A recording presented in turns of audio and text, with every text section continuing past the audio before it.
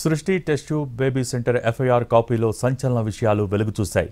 ఈ నెల 25న Srishti test tube baby centre మీద కేసు నమోదు చేసిన హైదరాబాద్ గోపాలపురం పోలీసులు రాజస్థాన్కు చెందిన బాధితురాలు సోనియా ఇచ్చిన ఫిర్యాదు మేరకు కేసు ఫైల్ చేశారు.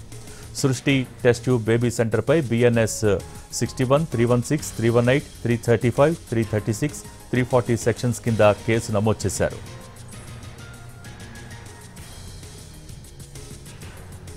ఎఫ్ఐఆర్ వివరాల ప్రకారం 2024 ఆగస్టులో డాక్టర్ నమ్రతను అప్రోచ్ అయ్యారు రాజస్థాన్కు చెందిన సోనియా దంపతులు. తమకు సంతానం కావాలని IVF ప్రొసీజర్ కోసం డాక్టర్ నమ్రతను కలిశారు.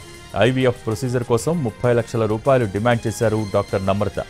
15 లక్షల రూపాయలు చెక్కు రూపంలో ఇచ్చిన రాజస్థాన్ దంపతులు మిగిలిన 15 లక్షల రూపాయలు బ్యాంక్ అకౌంట్ ద్వారా బదిలీ చేశారు. ప్రొసీజర్లో భాగంగా విశాఖపట్నంలోని మరో బ్రాంచ్కు దంపతుల శాంపిల్ కలెక్షన్ పంపించారు. కేవలం మెడికల్ టెస్టుల కోసం 66,000 రూపాయలను తీసుకున్నట్టు ఫిర్యాదులో తెలిపారు బాధితులు.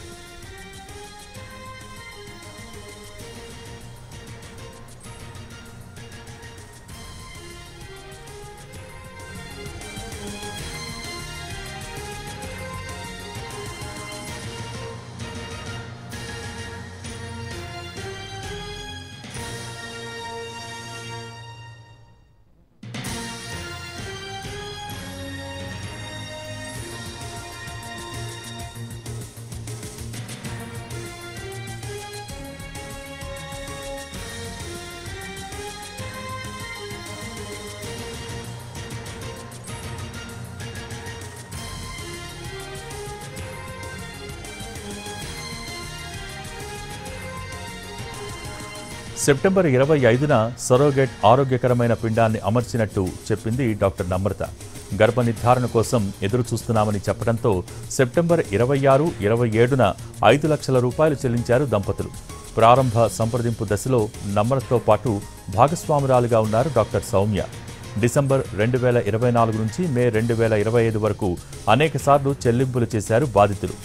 జూన్ 12 నుంచి 19 లోపు డెలివరీ జరగవచ్చని చెప్పారు.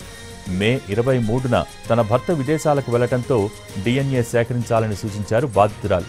DNA సేకరణకు నిరాకరించింది డాక్టర్ నమ్రత.